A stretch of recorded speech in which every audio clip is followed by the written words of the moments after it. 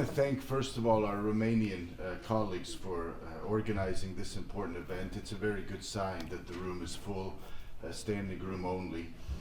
I want to assure Tim that I have the same approach as President Trump. I say Croatia first. That's how I ran in the election campaign in June and was elected. And I think this principle applies to all our countries, as you said. I just returned from Washington. I attended the inauguration. It was really a historic moment. I was privileged to attend. It was bitter cold in DC, but our hearts were warm, and I think there's much hope, of course, for the United States. So we want to apply this as well in Europe.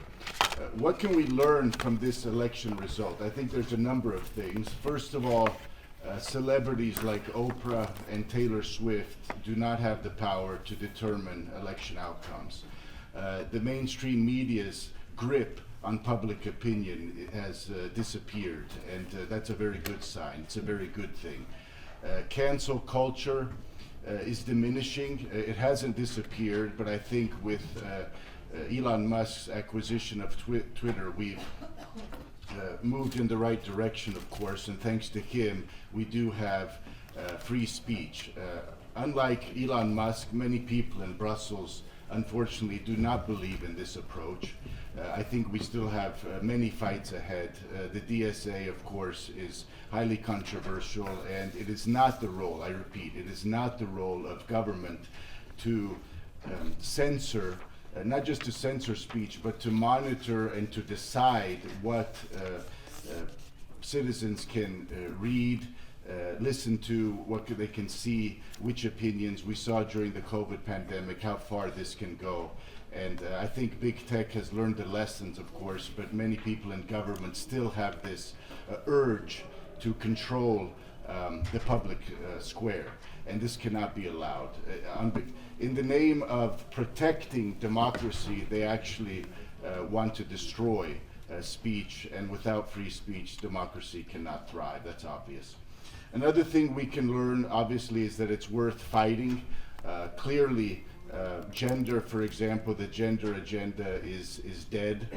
The green agenda, in the United States at least, is dead. It's simply words on paper that will have no effect in policy, but that's not the case in Europe.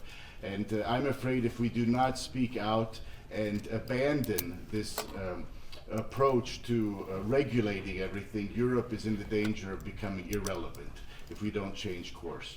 Simply the investment, the business opportunities will move to the United States. China will remain a competitor for Europe if we don't change course and take a more common sense view. We will be irrelevant in the near future. So, as a politician, I can say winning elections is important, and there's much encouragement we can take from Trump's victory. But elections, in the end, are not everything. I would say that it's culture that will ultimately determine the fate of our nations, which direction our culture goes. And here I would like to make a few remarks on Western civilization itself. What made Western civilization a unique, distinct entity in human history? First of all, it's the relationship between faith and reason, Christian faith and reason, the harmony between Christianity and reason. This is what built our identity in Europe. This is something the left ignores, would prefer to be forgotten. We cannot allow this. And this point was made by Pope Benedict XVI in an address he gave to the German Bundestag, and he made the point much more eloquently than I can, so I will quote Pope Benedict from his talk. Throughout history, Christianity has been the soul of Europe. Even if it is secular now, Europe cannot fail to recognize the role of the religion as mater et magistra, mother, teacher, and pedagogue, of the continent and its peoples.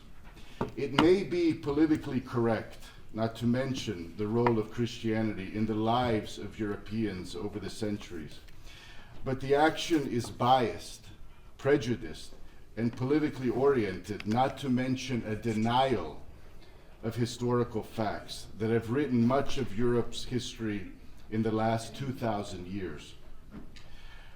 To rise above the ground, trees must grow downwards first by deepening their roots. A people who ignores and denies its roots is a people without identity, a reed easily shaken by the wind. So, ladies and gentlemen, I would propose that these are the questions that we must address first.